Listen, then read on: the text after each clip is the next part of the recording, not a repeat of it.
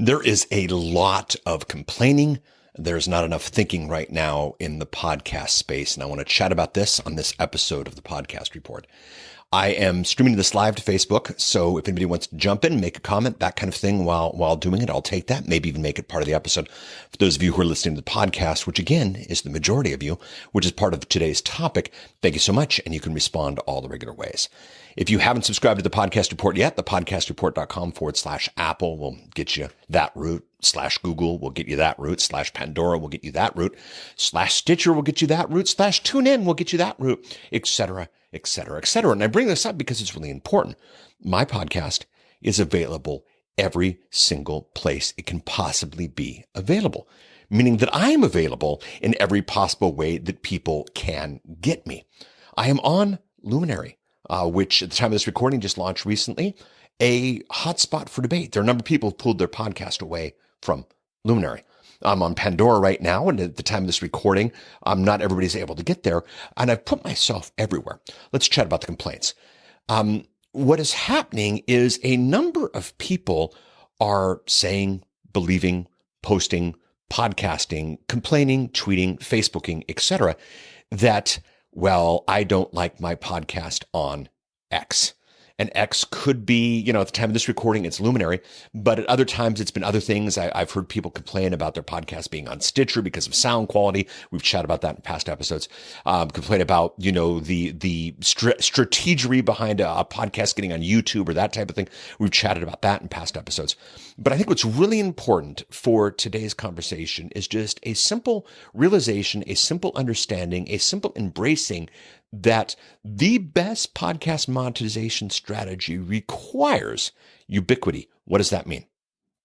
You are going to make the most money from your podcast by getting your story, your message out to as many people as humanly possible.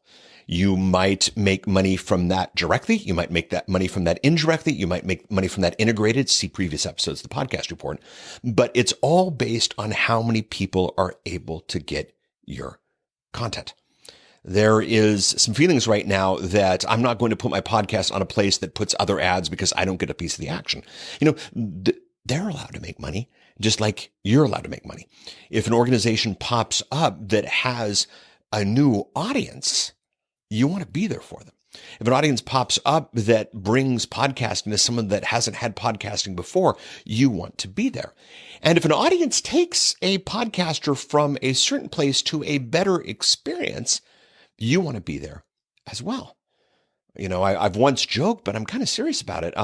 I wanted at a previous podcast type of event to sell T-shirts that say that the only one who's allowed to make money in podcasting is me. And then the second part of the joke is, well, everybody would want the T-shirt for free. But the fact of the matter is that is kind of the gut reaction on some people's levels. People might make money out of you trying to make money out of getting your content out to as many people as is humanly possible.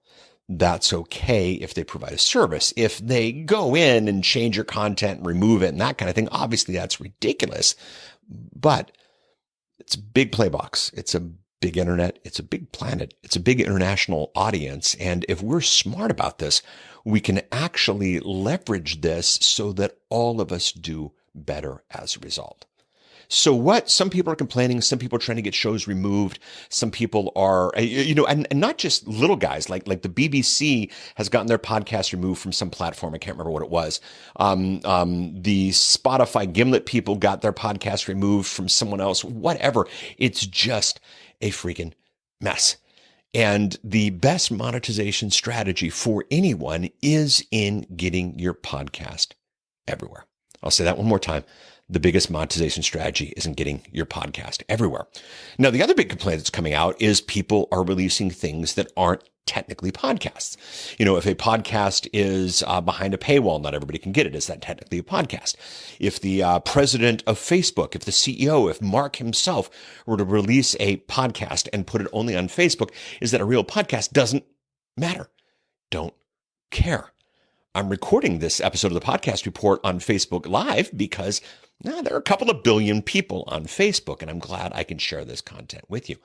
For the episodes that I don't record on Facebook Live, I definitely try to get that content on Facebook.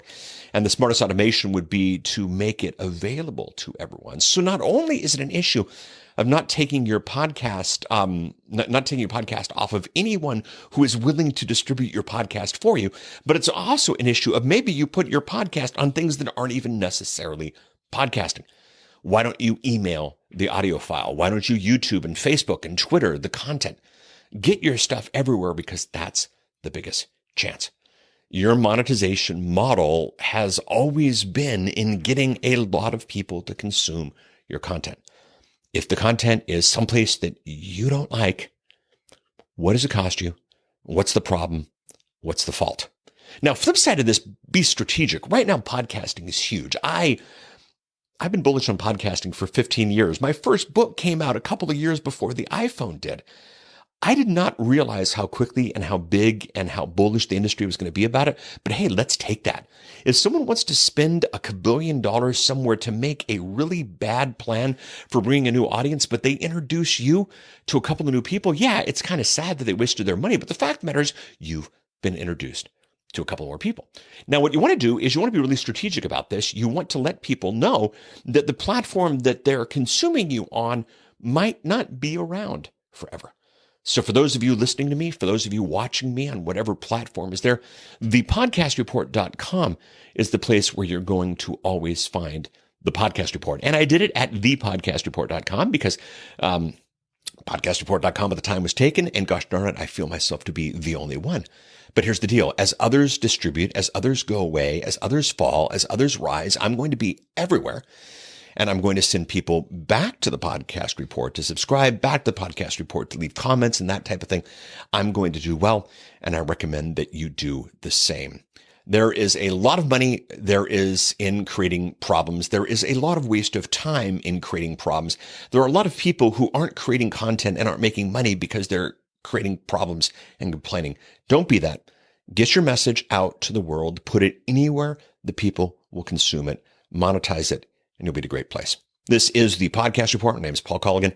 More information about the Podcast Report can be found at thepodcastreport.com. If you want to follow up, you can follow up on the podcastreport.com/Facebook or the podcastreport.com/Twitter or the podcastreport.com/Instagram. Yeah, we did that strategically. We did that on purpose, sending everybody back to the Podcast Report. Please monetize your podcast. Please be strategic about it. And please don't be silly and take it away from someplace else. Thank you so much for listening. It's always fun. We'll chat soon.